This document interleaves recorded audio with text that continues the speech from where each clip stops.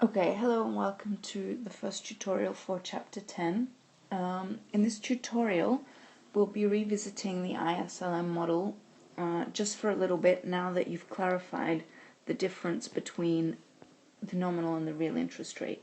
So I'm assuming that you've looked through the subject guide and the textbook that you're using, and you have an understanding of why the nominal interest rate, which we label with I, is equal to the real interest rate plus the expected inflation rate, which we label with a small r and the Greek letter pi respectively.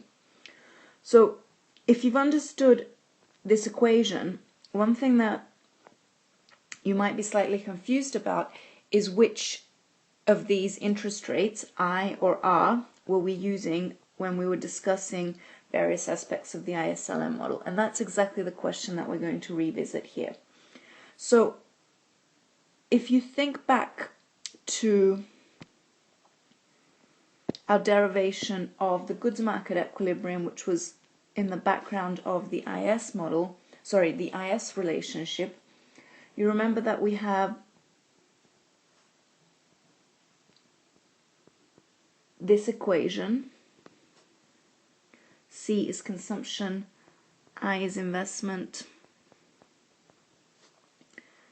and G is government spending, and Y is income or output. Okay, and now here I've already given away the answer to the question, because the interest rate that's relevant for investment is going to be the real interest rate. Why is that the case?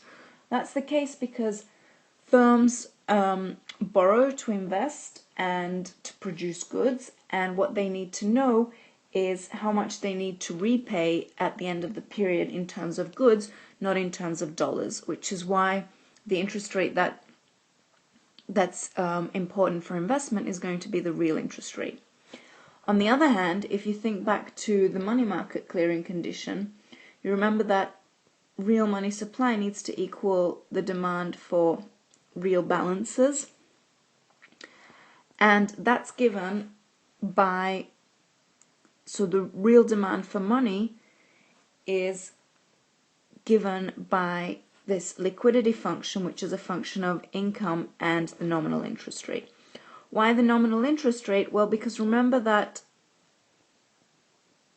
when agents decide whether to keep their wealth in cash or in bonds, what they need to know is what the opportunity cost of keeping their wealth in cash is. Now, if you remember, bonds pay a nominal interest of I, whereas money, which doesn't defend you against inflation, pays a nominal interest of 0. So the opportunity cost of holding money as opposed to holding bonds is going to be I, which is why the nominal interest rate is going to be what's important for the money market equilibrium. So if we put these things together with the relationship linking the two interest rates, then what we're going to have is that the IS equation is given by the following relationship. The LM equation is given by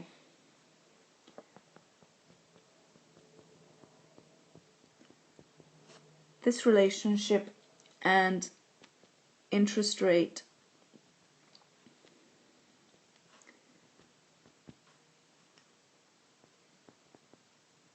is given in the following way. Okay, and if you remember, then the two endogenous variables in the ISLM model when we're looking at the very short run are the interest rate, which we now know to differentiate, and income. Okay, so the way we do this and make it all consistent is that when we write out the IS relationship, some reason I can't draw a bracket here.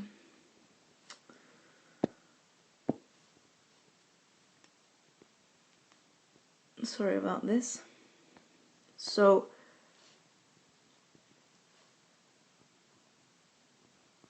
when we write down our investment function, instead of putting the real interest rate here, what we're going to do is we're going to put the nominal interest rate minus expected inflation, and this, of course, is equal to the real interest rate.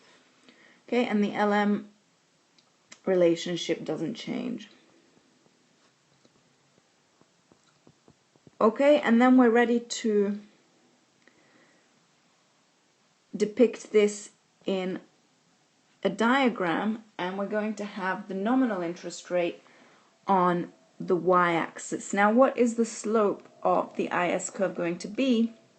Well, for a fixed given expected inflation rate, the nominal interest rate implies a one-for-one change in the real interest rate, so the IS curve is negatively sloped in interest rate income space, nominal interest rate income space.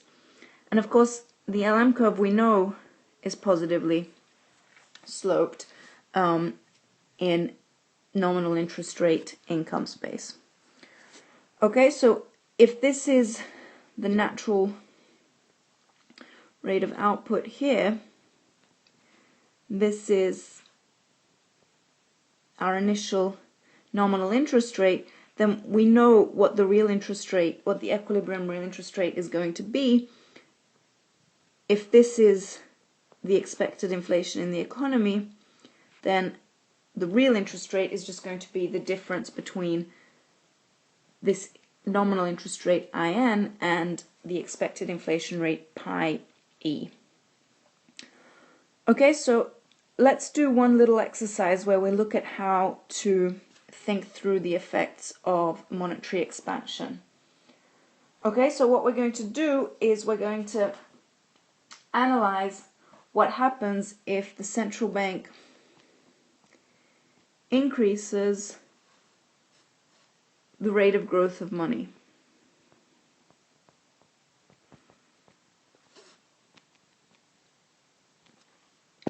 Okay, so we're going to start with the equilibrium that we derived in the previous diagram, and we're looking at everything in terms of the nominal interest rate. Okay, so for an increase in the rate of the growth of money, we know that because we're looking at the very short run, prices aren't going to change, and it's also reasonable to expect that expected inflation won't change. So there's going to be an increase, first of all, in the real money supply in the economy. Okay, and if you think back to the money market equilibrium, this is going to mean that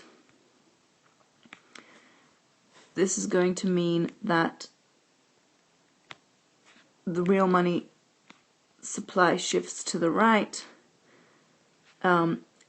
leading to a decrease in the equilibrium nominal interest rate for a given level of income.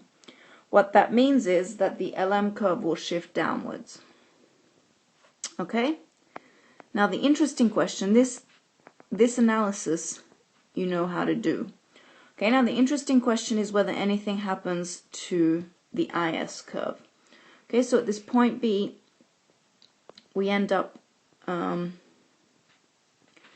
with a lower nominal interest rate and a higher level of income because the decrease in the nominal interest rate for a fixed level of the expected inflation rate has decreased the real interest rate as well, which means that we move down along the IS curve, and that's going to increase income. So you can see that in this analysis, the question of what happens to the IS curve really boils down to what's going to happen to expected inflation. Okay, I'm sorry, I'm going to have to go on to the next line, but the plus g refers to the end of the equation here. So you can see that if the expected inflation rate stays fixed in the very short run, then a decrease in the nominal interest rate is going to lead to a one-for-one decrease in the real interest rate, meaning that the IS curve won't shift, because you know that all the information is already contained in this movement along the IS curve. The only way the IS curve would shift would be if there were to be a change in the expected inflation, which we're assuming that there isn't. Okay, so hopefully with the help of this analysis, you understand that there's a distinction between the nominal interest rate and the real interest rate. The IS curve is moved, so the IS curve is affected by the real interest rate, and the LM curve is affected by the nominal interest rate. But with this rewriting here, we can do the analysis in terms of the nominal interest rate, and you can now see that the hidden assumption that we've been making all along is that in the very short run, the expected rate of inflation is constant. Okay, so it doesn't change. Okay,